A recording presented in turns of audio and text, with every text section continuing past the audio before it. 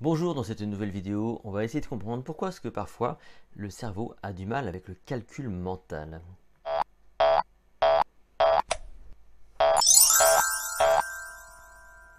Personnellement, je ne me sens pas vraiment concerné par tout ça. Pourquoi? Parce que j'ai toujours été plutôt bon en calcul mental. Quand j'étais plus jeune, je travaillais sur les marchés et on était donc amené à faire des additions parce que voilà, on avait des clients, on leur servait des fruits et des légumes et on calculait comme ça le poids enfin il y avait le poids des fruits et des légumes et on calculait comme ça le prix sur un carnet et puis donc on faisait tout comme ça de tête, enfin de tête par écrit en tout cas. Et j'étais assez fort à ce petit jeu-là et le calcul mental finalement moi ça m'a toujours plutôt amusé.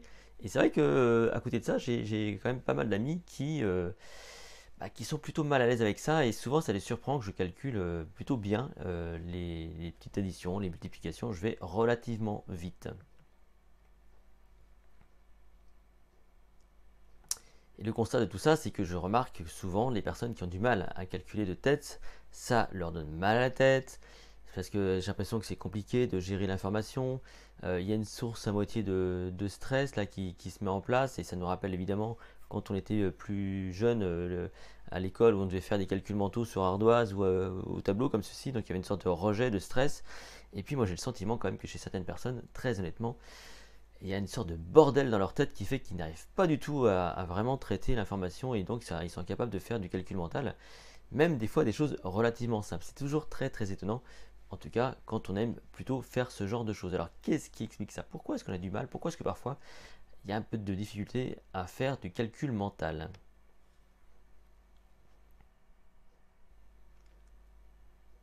En fait, il y a plusieurs raisons.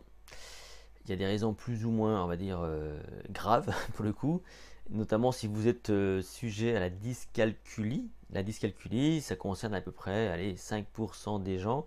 C'est vrai que là, c'est plutôt du registre de, on va dire, c'est du registre plutôt biologique. C'est un peu comme la dysorthographie, comme la dyslexie, effectivement.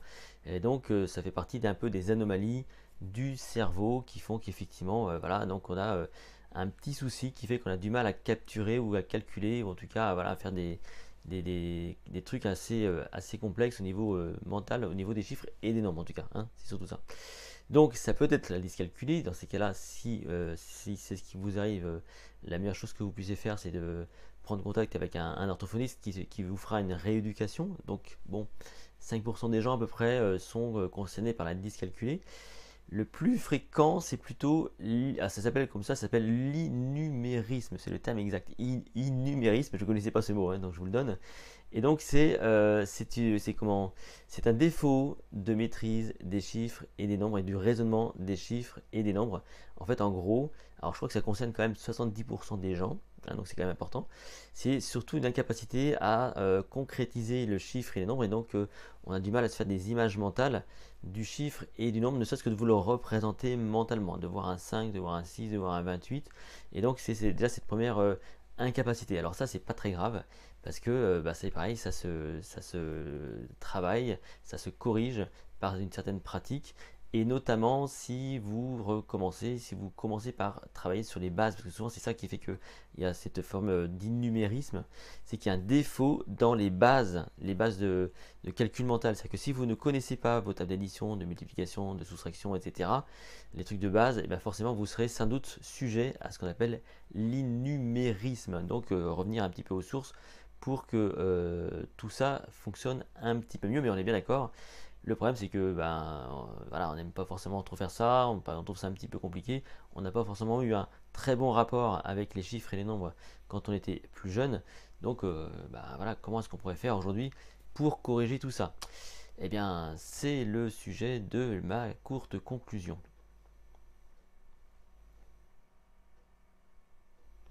Si vous voulez réussir à dépasser ce genre de choses d'apprentissage que sont les tables d'addition, de multiplication, parce que si c'est ça que vous pensez qui vous pose problème, hein, c'est que si vous n'êtes pas capable vraiment de vous rapprocher d'un ordre, hein, quand on vous demande 35 fois 23 par exemple, si vous n'êtes pas capable de faire 35 fois 20 comme ça, donc tout de suite de calculer pour que ça fasse 700 et puis après de rajouter 3 fois 25, eh bien vous aurez peut-être du mal. Donc il faut être capable, si vous voulez, de travailler sur des ordres de grandeur et ça c'est grâce aux bases fondamentales donc du calcul mental, donc vos tables d'addition, de multiplication. Donc la première chose à faire, sans doute, c'est pourquoi pas de tenter de travailler là-dessus de façon ludique. Et pour ça, il y a des super jeux comme ce jeu-là qui s'appelle Calculo, qui est très intéressant, qu'on peut faire à tout âge, où vous allez devoir faire des séries de calculs mentaux qui vous sont proposés avec des cartes là. Donc vous devez obtenir un résultat par exemple avec des cartes. Et en faisant des additions, des soustractions, voire des multiplications, il faut les expliquer aux gens pour que ça fonctionne. Donc vous devez avant tout pratiquer pour que ça fonctionne, donc pratiquer sans doute par le jeu, hein.